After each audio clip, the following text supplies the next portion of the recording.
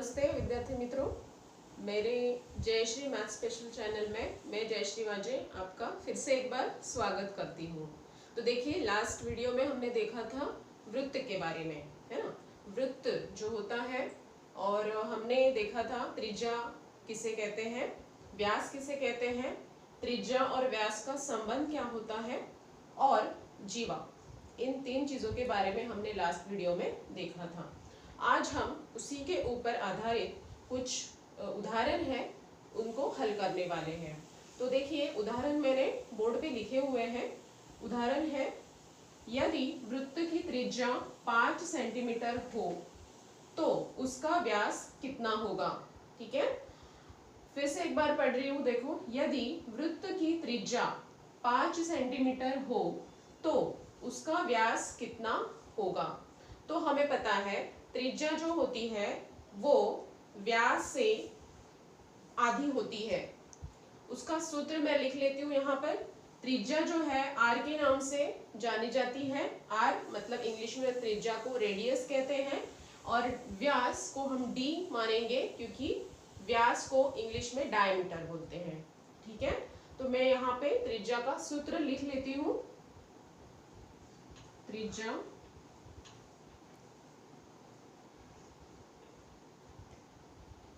Are और व्यास D.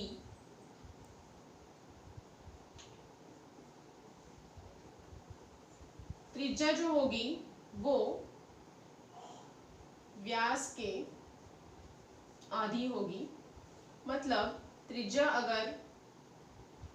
अगर 5 है तो उसका व्यास होगा 10।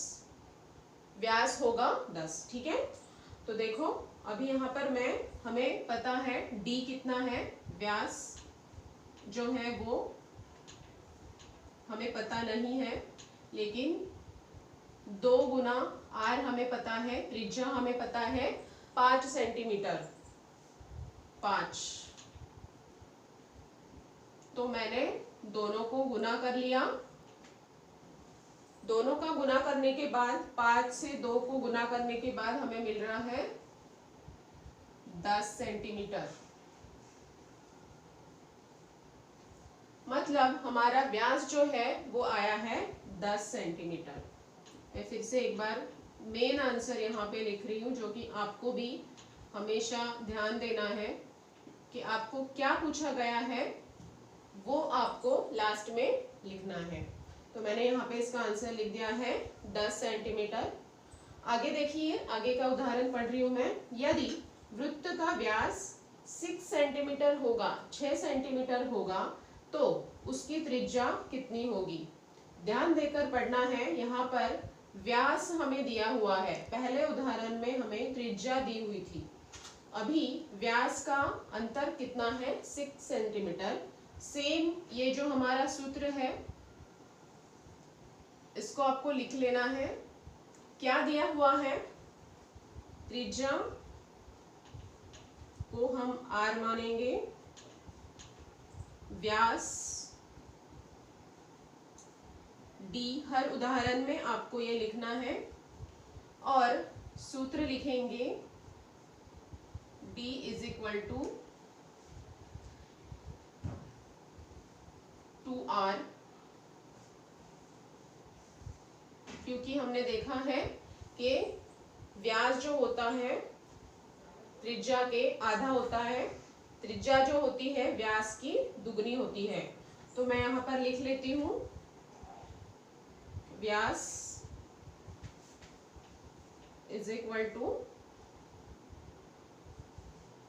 2, और हमें यहाँ पर त्रिज्या पता नहीं है तो हम यहाँ पे r लिख लेते हैं। व्यास का हमें पता है तो व्यास मैंने लिख लिया 6 सेंटीमीटर।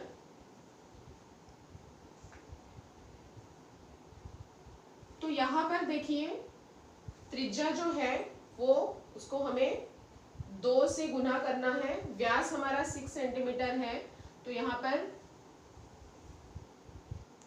2 को हम भाग देंगे क्योंकि त्रिज्या जो है वो व्यास से आधी होगी,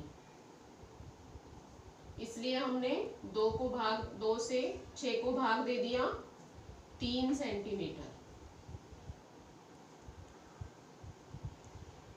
हमारी त्रिज्या जो आई है वो है 3 सेंटीमीटर।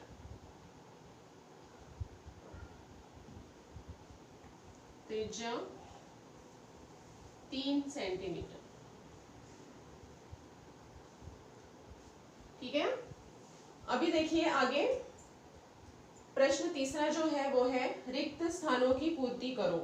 यहाँ पर आपको एक तालिका दी गई है, एक टेबल दिया गया है और आपको ये जो अंतर यहाँ पे नहीं दिए गए हैं वो आपको लिखने हैं। यहाँ पर देखिए 4 सेंटीमीटर त्रिज्या है, तो हमें व्यास निकालना है। व्यास जो है वो हमें पता है कि त्रिज्या के दुगना होगा, तो 4 को अगर हम 2 से गुना करेंगे तो आएगा हमारा उत्तर आएगा 8। 4 को 2 से गुना करने के बाद उत्तर आएगा 8। यहाँ पे व्यास दिया गया है, देखिए व्यास दिया गया है, तो व्यास से त्रिज्या होगी आधी, मतलब 16 का आधा भाग, 16 को 2 से भाग देने के बाद आएगा 8। तो यहाँ पे मैंने लिख दिया 8 सेंटीमीटर। यहाँ पे लिखा हुआ है 18 सेंटीमीटर हमारा व्यास है, तो व्यास को 18 को हमें क्या करना होगा, 2 से भाग देना होगा, तो हम लिखेंगे 9। 9 दूना 18 होता है, आपको पता है। और लास्ट का है 22 सेंटीमीटर हमारा व्यास है। अगर हमें त्रिज्या निकालनी है तो 22 को हमें 2 से भाग देना पड़ेगा, तो आंसर हमारा आएगा 11। तो देखो बच्चों, अगर आपको ऐसे लगता है कि ये उदाहरण मैंने बिना रफ वर्क किए हैं, क्योंकि उसके लिए आपको प्रैक्टिस की ज़्यादा ज़रूरत है। अगर आपको ऐसे नहीं आ रहा है तो आप रफ वर्क कर सकते हैं, साइड में आप भाग का उदाहरण सॉल्व कर सकते हैं, लेकिन प्रयत्न आपको ये करना है कि आपको मन में ही भागाकार, गुणाकार, ये सब उदाहरण आपको आ जाए। तो आज के लिए बस इतना ही। हम अगले लेक्चर में देखेंगे इसका आगे का पार्ट। ठीक है, तो अगर आपको मेरा ये वीडियो अच्छा लगा तो प्लीज़ आपके दोस्तों से शेयर कीजिए। मैं चाहती हूँ कि हिंदी मीडियम के बच्चे भी जितना अच्छा करेंगे उतना मेरे लिए अच्छा होगा, मुझे बहुत खुशी होगी कि वो कर रहे हैं। ठीक है, तो उनके लिए मैं खास ये वीडियो बना रही हूँ। इस चैनल को सब्सक्राइब ज़रूर कीजिए और एक लाइक प्लीज़ कीजिए। वीडियो बनाने में बड़ी मेहनत लगती है। ठीक है।